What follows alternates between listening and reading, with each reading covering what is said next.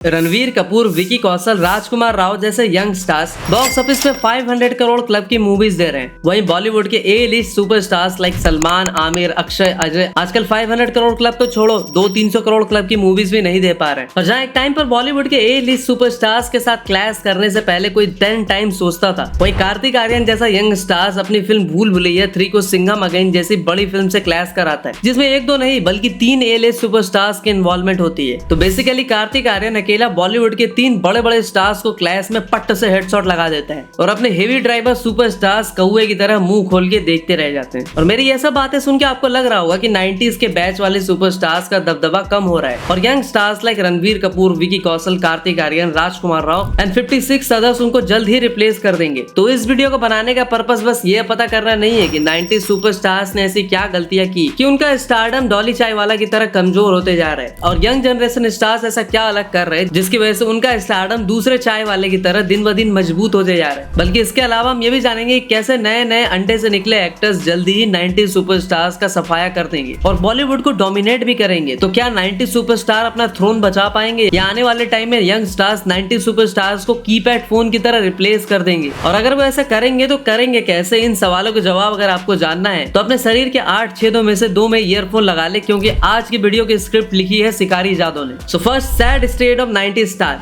तो देखो, वैसे तो मैंने इंट्रो में ही छोटी हथेलियों से बड़ी बड़ी बातें चीख चीख के बोल दी, यंग स्टार्स अब 90s स्टार्स को जमेदार बन के साफ कर देंगे। लेकिन वो ये कैसे करने वाले हैं और क्यों करने वाले हैं उसके बारे में हम बात करने से पहले यहाँ एक क्वेश्चन रेज होता है कि ये सिचुएशन आई कैसे और लोगों को अब क्यों ऐसा लगने लगा है कि 90s स्टार्स का दिया जल्द ही बुझने वाला है। तो देखो, लोगों को ऐसा इसलिए लग रहा है क्योंकि पोस्ट पैंडेमिक बॉलीवुड स्टार्स के साथ कुछ ऐसी ही अविश्वसनीय घटनाएं घट रही है, जिन्हें सुनने के बाद आपको भी लगेगा कि अब 90s सुपरस्टार के बैच का सेशन जल्द ही खत्म होने वाला है और इनकी कवर पे ऐसी विक्ट्री वाली सेल्फी लेने के लिए नए स्टार्स तैयार खड़े हैं। तो यंग जनरेशन स्टार्स के 90s स्टार्स को रिप्लेस करने की कहानी शुरू होती है पोस्ट पैंडेमिक के बाद, क्योंकि पोस्ट पैंडेमिक के बाद बॉलीवुड के big stars like gang leader Salman, पढ़ाकू perfectionist Aamir, multitasker and talented Akshay और गोटिया तक दांव पे लगा देने वाले अजय, मतलब बॉलीवुड के इन 5 पिलर का पिलर जब खड़ा होना बंद होने लगा, मेरा मतलब ये लोग बॉक्स ऑफिस पे इतना गोबर फैलाने लगे कि बॉक्स ऑफिस भी तबेला बन गया और उसी गोबर में जब ये लौटने लगे तो पब्लिक ने इन्हें सुपरस्टार से सुपरस्टार्स तक कह दिया। जैसे कि मुर्गे को भी उड़ जा वीरे उड़ सवेरा हो गया कहने वाले अक्षय कुमार, जिन्होंने pre pandemic effortlessly countless hit movies दी। वहीं पोस्ट पैंडेमिक अक्षय कुमार की हालत इतनी ज्यादा खराब हो गई कि उन्होंने ऑलमोस्ट मुर्गे की तरह 1 दर्जन डिजास्टर दे दी। और चलो ठीक है, मूवीज तो सबकी फ्लॉप होती है, बट असली प्रॉब्लम तब शुरू हुई जब अक्षय कुमार जैसे सुपरस्टार की selfie and mission Raniganj, Raksha Bandhan और अब तो स्काई फोर्स जैसी अच्छी मूवीज भी बस 2-3 करोड़ की ओपनिंग लेने लगी। क्योंकि कभी ऐसा भी टाइम होता था जब अक्षय कुमार की फिल्में लाइक मिशन मंगल इंडिया नेट के डे 1 में 28.45 करोड़ की अर्निंग कर लेती थी। और जब कोई सुपरस्टार की मूवी इतनी कम ओपनिंग लेने लगे तो उसके सुपरस्टार होने पे डाउट होना बहुत ही लाजमी है, क्योंकि प्रोड्यूसर्स इन सुपरस्टार्स को 150 करोड़ की फीस किस बात की देते हैं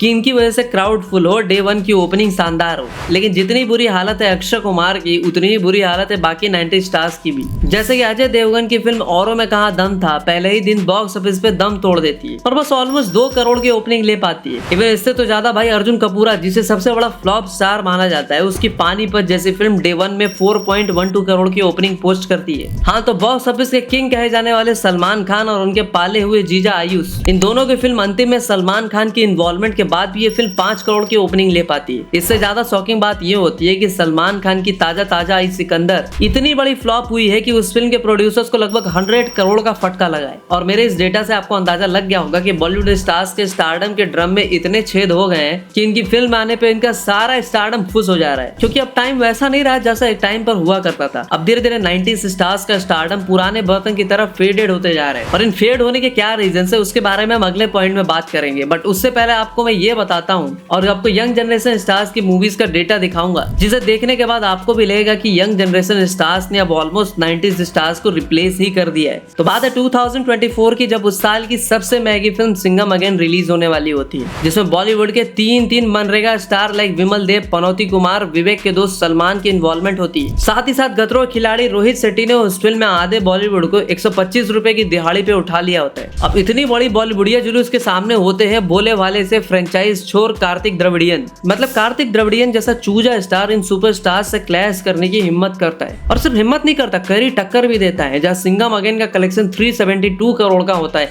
वही कार्तिक अपने और मंजुलिकास के दम पे क्लैश होने के बावजूद भूल भुलैया 3 कंट्री को ऑलमोस्ट 400 करोड़ का कलेक्शन करा देते हैं। यहाँ पे इंटरेस्टिंग बात ये होती है कि आज तक ना अक्षय की कोई solo film world wide 400 crore का बिजनेस कर पाई है, ना ही अजय देवगन ऑडियंस की आंखों में विमल झोंक के कोई इतनी बड़ी फिल्म दे पाए। और इस film and young generation stars में कार्तिक द्रविड़ियन ने तो भाई 90s स्टार्स को बस ट्रेलर दिखाया था, असली पिक्चर तो इनकॉग्निटो कपूर, मेरा मतलब रणवीर कपूर और मिकी कौशल ने दिखाया। क्योंकि जब रणवीर की एनिमल वर्ल्ड वाइड 900 करोड़ का बिजनेस करती है तो वही विकी की छावा 800 करोड़ का बिजनेस करती है। और अगर इंडियन एंड की बात करें तो एनिमल ने 500 करोड़ का बिजनेस किया था, छावा ने ऑलमोस्ट 600 करोड़। और 90 सुपरस्टार में से 500 करोड़ क्लब की एंट्री लेने वाले 2 ही ऐसे सुपरस्टार हैं, और वो 2 सुपरस्टार हैं SRK एंड सनी देओल। बाकी के 90 स्टार्स अक्षय कुमार, अजय देवगन, सलमान, आमिर अभी भी अपने हाथ में लेके खड़े हैं। स्क्रिप्ट की बात कर रहा हूँ दोस्तों। तो अब क्वेश्चन ये आता है कि 90 स्टार्स ने ऐसे क्या गलतियां की, या फिर वो कौन से रीजन है जिसकी वजह से उनकी ये हालत हो गई और अब फाइनली उनको सुपरस्टार्स की कुर्सी से धक्के मार के निकाला जा रहा है। तो देखो, परिवर्तन संसार का नियम है और AM के बाद ऑलवेज PM है। और जैसे जैसे टाइम बदलता है वैसे वैसे हर चीज में भी बदलाव आने लगती है, चाहे वो कुछ भी हो। इवन रिलेशनशिप को ही ले लो, एक टाइम था जब दूल्हे को दुल्हन का चेहरा शादी के बाद सुहाग रात पे ही देखने को मिलता था, तब पता चलता था कि किस्मत में छोटा हाथी है या फिर मर्सिडीज। फिर टाइम आया जब चीजों में थोड़ा बदलाव हुआ और लोग शादी से पहले ही GF BF बनाने लगे, 36 के 36 गुणों के बजाय साइज मैटर्स के नारे लगने लगे। फिर एक ऐसा टाइम भी आया जब लोगों ने फिर से गुफाओं की जिंदगी अपना ली और लिव इन रिलेशनशिप में रहने लगे। और फिर एक ऐसा टाइम भी आया जब लोग बेंचिंग, सिचुएशनशिप और ना जाने किस किस तरह की चुतियापा हरकतों के पार्ट भी बनने लगे। और जैसे जैसे रिलेशनशिप में टाइम टू टाइम बदलाव आए, वैसे ही बॉलीवुड की ऑडियंस में भी टाइम टू टाइम काफी बदलाव देखने को मिला। और ये बदलाव 90 सुपरस्टार्स के डाउनफॉल का एक बहुत बड़ा रीजन साबित हुआ। और साथ ही साथ ये बदलाव ही यंग जनरेशन स्टार्स के राइज का रीजन भी रहा। और ये बदलाव आखिर है क्या, उस पर बात करते हैं। तो देखो, एक जमाना हुआ करता था जब बॉलीवुड में जब कोई एक्टर अगर सेम लुक में, सेम स्टोरी लाइन पे, सेम एक्टिंग स्टाइल के साथ लगातार 20 मूवीज भी करता था ना, तो पब्लिक उस एक्टर को एक्सेप्ट कर लेती थी। उल्टा अगर वो कोई दूसरी टाइप की फिल्में करता तो ऑडियंस भड़क जाती और कहती कि अरे सनी देओल रोमांटिक फिल्में कैसे कर सकता है, फिर चिल्लाएगा कौन। और SRK अगर फाइट करने लगेगा तो मिमियाएगा कौन। सरल शब्दों में हमसे पहली वाली जनरेशन थोड़ी सी लैंड चट्टी थी, जिन्हें एक्टर के वर्सटाइल होने से नहीं, उनके स्टाइल से ज्यादा फर्क पड़ता था। फॉर एग्जाम्पल, अगर तुम 90s और 2000 की बॉलीवुड मूवीज देखते हो तो आपको पता लगेगा कि SRK, सलमान, आमिर, अक्षय, अजय ने अपनी 90% मूवीज सेम ही लुक में की थी।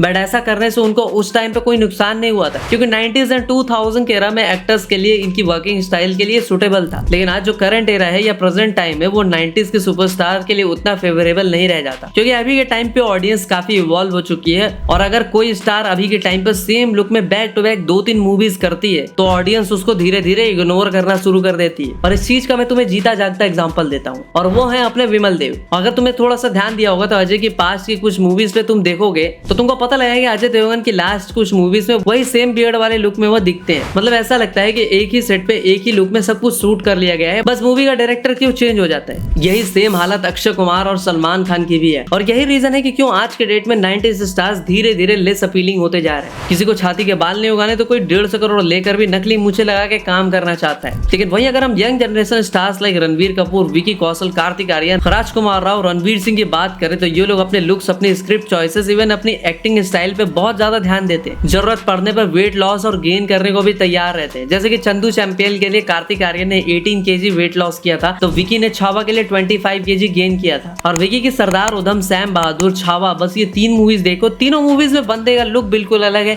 इतना कि तुम्हें लगा कि तीनों रोल में 3 अलग अलग एक्टर ने प्ले किया है। और ये बात बस लुक की नहीं है, अगर तुम एक्टिंग की भी बात करोगे तो इन तीनों ही मूवीज में विकी कौशल का एक्टिंग स्टाइल एक दूसरे से बिल्कुल ही अलग है। हर मूवी में वो कैरेक्टर के हिसाब से अपनी चाल ढाल, इवन वॉइस और एक्सेंट भी चेंज कर लेते हैं। और विकी कौशल में जो एक्टिंग कैपेबिलिटीज है वही सेम एक्टिंग कैपेबिलिटीज रणवीर और रणवीर जैसे स्टार्स में भी है। इवन कार्तिक आर्यन, जिसको वैसे तो लोग बहुत ही खराब एक्टर बोलते हैं, बट बंदा इतना हार्ड वर्किंग है कि उसने बस लोगों को गलत प्रूव करने के लिए चंदू चैंपियन, फ्रेडी, धमाका जैसी मूवीज की, ताकि वो लोगों को बता सके कि वो भी एक अच्छा एक्टर है। अब आप खुद ही सोच के देखो कि एक तरफ 90s स्टार्स है जो सेम लुक में सेम जॉनर की मूवीज बार बार करते रहते हैं, वही दूसरी तरफ यंग जनरेशन के स्टार है जिनकी स्क्रिप्ट चॉइसेस भी 90s स्टार से बेटर है, जिनकी एक्टिंग पोटेंशियल भी 90s स्टार से बहुत ज्यादा अच्छी है। और इन कुछ डिपार्टमेंट सेगमेंट में 90s स्टार्स से बेटर होना एक रीजन है कि क्यों young generation stars current generation को ज्यादा अपीलिंग लगते हैं compare to 90s stars. And मुझे पता है कि बहुत से लोग मेरी इस बात से एग्री नहीं करेंगे कि 90s स्टार्स को कोई रिप्लेस नहीं कर सकता है। तो उन लोगों के लिए मेरे पास एक बहुत ही इंटरेस्टिंग एग्जांपल है और एग्जांपल का नाम है कार्तिक द्रविड़ियन। जैसा कि तुम्हें पता ही होगा कि कार्तिक एक फ्रेंचाइज चोर है जिसने अक्की की चक्की से भूल भुलैया का पार्ट 1, 2 छीन के अपना करियर चमका लिया। सरप्राइजिंगली बंदा अक्षय कुमार को उसी के फ्रेंचाइज से उसी को ही कंप्लीटली रिप्लेस कर चुका है। जहां कार्तिक अक्की की मूवी का सीक्वल बना के वर्ल्ड वाइड 400 करोड़ दे रहे हैं, वही अक्षय कुमार अपनी cult classic movies like OMG and Kesari की सीक्वल बना के इसका आधा भी बॉक्स ऑफिस कलेक्शन नहीं दे पा रहे। और यही बात इस चीज को प्रूव करती है कि चाहे फ्रेंचाइज मूवीज हो या स्टैंड अलोन मूवीज, दोनों ही टाइप की मूवीज में यंग जनरेशन स्टार्स की अपील इंक्रीज हो रही है और 90s स्टार्स की अपील डिक्रीज हो रही है। इस चीज का अंदाजा बॉलीवुड प्रोड्यूसर्स ने बहुत पहले ही लगा लिया था, जिसकी वजह से वो अपने एम्बिशियस प्रोजेक्ट में 90s स्टार्स की जगह विकी एंड रणवीर जैसे स्टार्स को कास्ट करना प्रेफर करते हैं और अक्की को स्काई फोर्स का लॉलीपॉप चुसाते हैं और विकी को छावा महाअवतार जैसे फिल्म दिलाते हैं। और यहाँ पे एक और इंटरेस्टिंग बात यह है कि भले ही 90s सुपरस्टार्स के पास स्टारडम है, तगड़ा फैन बेस है, स्टिल प्रोड्यूसर्स को लगता है कि 90s सुपरस्टार को बिग प्रोजेक्ट में लेना ज्यादा रिस्की है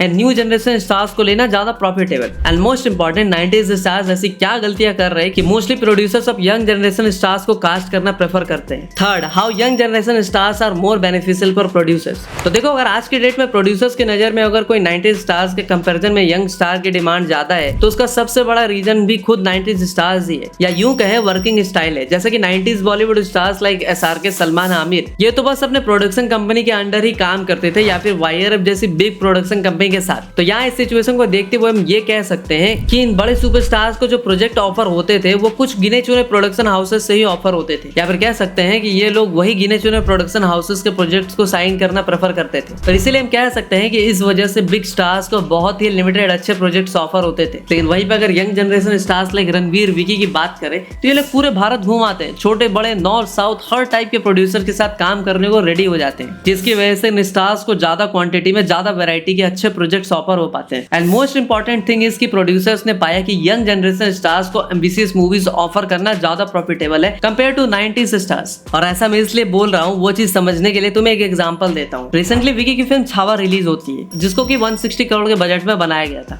अब देखो, विकी जैसे एक्टर को मूवी में लेने से प्रोड्यूसर्स को फायदा ये हुआ कि एक तो मूवी का बजट कंट्रोल में रहा, दूसरा विकी काफी अच्छा एक्टर है तो मूवी भी अच्छी बनी। वही अगर छावा जैसी हिस्टोरिकल फिल्म में अगर प्रोड्यूसर किसी 90s स्टार्स को कास्ट करते तो पहले तो सुपरस्टार के हाई फीस की वजह से इस फिल्म का बजट 160 करोड़ से बढ़ के 300 करोड़ तक पहुंच जाता, जिसकी वजह से मूवी को लॉस होने का खतरा बढ़ जाता। दूसरा, वो एक्टर पूरी डेडिकेशन से काम करने की जगह नकली दाढ़ी मूंछ लगा के जल्दबाजी में 20-25 दिनों में फिल्म को निपटा देता, क्योंकि भाई ये 90s के लुटेरे सुपरस्टार्स को बाकी प्रोड्यूसर्स को भी तो लूटना है, उनके बच्चे भी तो खाने हैं, जिसकी वजह से ये फिल्म भी बहुत ही बुरी पिटती। तो बेसिकली छावा में अगर कोई बड़ा सुपरस्टार को कास्ट किया जाता तो छावा का भी वही हाल होता जो पृथ्वीराज फिल्म का हुआ था। अब देखो, 90s सुपरस्टार का वर्किंग स्टाइल, उनकी हाई फीस चार्ज करना, इतने टेंट्रम्स तो प्रॉब्लम है ही, साथ ही साथ उनमें एक और प्रॉब्लम है जिसकी वजह से उन्होंने काफी अपॉर्चुनिटीज को लूज किया, बट वो same problem young generation stars में नहीं है, जिसकी वजह से यंग जनरेशन स्टार्स अच्छे प्रोजेक्ट्स लूज कम ग्रैब ज्यादा करते हैं। जिस प्रॉब्लम की बात कर रहा हूँ वो है 90s सुपरस्टार्स का ईगो। तो देखो, 90s सुपरस्टार्स में तुम एक चीज नोटिस करना कि अगर इनका किसी के साथ छोटा मोटा झगड़ा भी हो जाता है ना तो ये पूरी लाइफ उस पर्सन के साथ काम नहीं करते। जैसा कि हम सबको पता है कि अजय देवगन एंड YRF की कभी भी कुछ ज्यादा बनी नहीं, और जब तक जान एंड सन ऑफ सरदार के क्लैश के टाइम इनके बीच चीजें इतनी डर्टी हो गई कि अजय देवगन ने YRF पे केस तक ठोक दिया। अब वो केस क्यों किया, पूरा मैटर क्या था, उसके ऊपर अलग से कभी वीडियो बनाएंगे, बट यहाँ पे तुम्हें यह बताना चाह रहा हूँ कि अजय और YRF की राइवलरी की वजह से अजय और YRF में थोड़ी अनबन थी, जिसकी वजह से YRF ने जब अजय को कुछ प्रोजेक्ट्स ऑफर भी किए तो उन्होंने उन प्रोजेक्ट्स को रिजेक्ट कर दिया।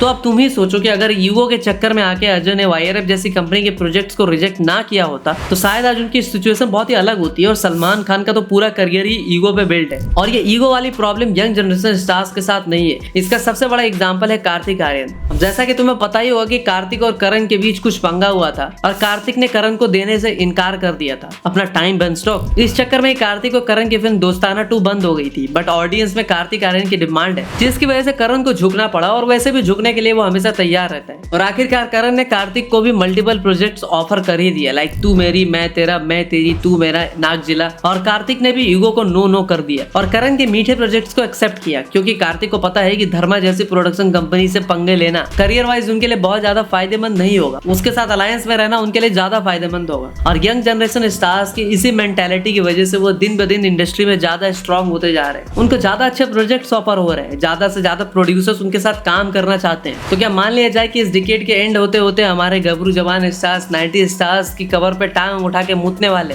तो देखो, मेरा व्यक्तिगत विचार ये कहता है कि अगर हम बात करें 90 सुपरस्टार्स की, तो ये लोग अभी भी डिमांड में है। लाइक SRK, सलमान, आमिर, इनका स्टारडम स्क्रैच प्रूफ रहेगा और बहुत से लोगों को लगता है कि इन्हें रिप्लेस नहीं किया जा सकता। तो मैं यही कहूंगा कि हर चीज की एक एक्सपायरी डेट होती है। इवन अमिताभ बच्चन, जिनके बारे में कहा जाता था कि वो एक सुपरस्टार है जो 100 साल में एक बार आते हैं, बट एक टाइम के बाद खान्स ने उनको भी रिप्लेस किया ना। एंड आई एम श्योर कि एक टाइम आएगा जब खान्स को भी कोई रिप्लेस करेगा। I am the best, I am the last कहने वाले SRK को भी रिटायर्ड होना पड़ेगा। और एक तरह से रिप्लेसमेंट जरूरी भी है, क्योंकि अगर हमें फ्यूचर में ऐसे सुपरस्टार्स नहीं मिले जो SRK, सलमान, आमिर को रिप्लेस को फिल कर सकते हैं, तो इंडस्ट्री जैसे रुक सी जाएगी और ज्यादा ग्रो नहीं कर पाएगी। तो अब क्वेश्चन ये आता है कि ये जो 90s के सुपरस्टार वाले ब्लैक्स को रिप्लेस करेंगे, वो स्टार्स कौन कौन होंगे? तो अगर मुझसे पूछो तो रणवीर कपूर, विकी कौशल, कार्तिक आर्यन, रणवीर, अपने राव साहब, इन जैसे कुछ यंग सुपरस्टार्स है जिनके आने वाले टाइम में काफी दबदबा होगा। बाकी आप लोग भी कमेंट सेक्शन में अपने ओपिनियन जरूर शेयर करना और बताना कि आपके हिसाब से वो कौन से यंग स्टार्स है जिनमें पोटेंशियल है 90s सुपरस्टार को गाजर मूली की तरह उखाड़ फेंकने का। तो मिलते हैं ऐसे ही मसालेदार वीडियो के साथ। तब तक के लिए तुम चैनल को कर दो सब्सक्राइब और वीडियो को कर दो लीक। तो मिलते हैं अगली वीडियो में, तब तक के लिए हर हर महादेव।